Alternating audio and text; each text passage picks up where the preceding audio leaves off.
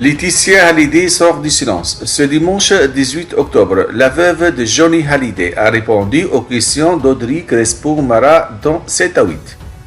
L'occasion pour elle de revenir sur le cancer du poumon qui a emporté son défunt mari. En septembre 2016, le taulier avait entamé son ultime voyage, un road trip aux États-Unis. Entouré de ses amis Pierre Billon, Sébastien Ferrand ou encore Maxime Nucci. Le record, alors âgé de 73 ans, était très fatigué. Il avait très peur de ne pas pouvoir aller jusqu'au bout.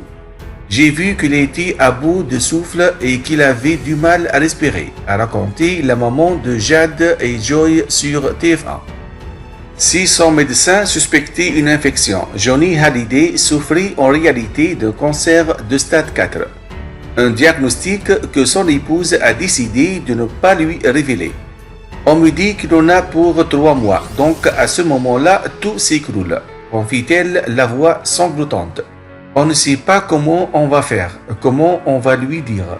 On ne sait pas comment il va le supporter, comment il va se battre. À cet instant, l'inoubliable record ignorait qu'il était condamné. J'ai passé la nuit à l'hôpital avec lui et il m'a dit « Dis-moi ce que c'est. Est-ce que je vais mourir? Est-ce que je vais crever ?» Et je ne pouvais pas lui dire ce n'était pas le moment, ni à moi de le faire. Se justifie le désormais compagne de Pascal Ballon. Johnny Hallyday a fini par apprendre qu'il était malade le lendemain. Je l'avais préparé à entendre que ce n'était pas des bonnes nouvelles et qu'on allait commencer une guerre et un combat qu'il avait déjà connu. Explique Laetitia Hallyday qui a toutefois refusé qu'il sache que son espérance de vie était estimée à 3 mois. J'ai demandé à ce qu'on ne lui dise pas et j'ai eu raison, affirme-t-elle. Je ne regrette pas aujourd'hui parce que le combat a duré 15 mois et je crois qu'il n'aurait pas duré aussi longtemps si on lui avait dit la vérité.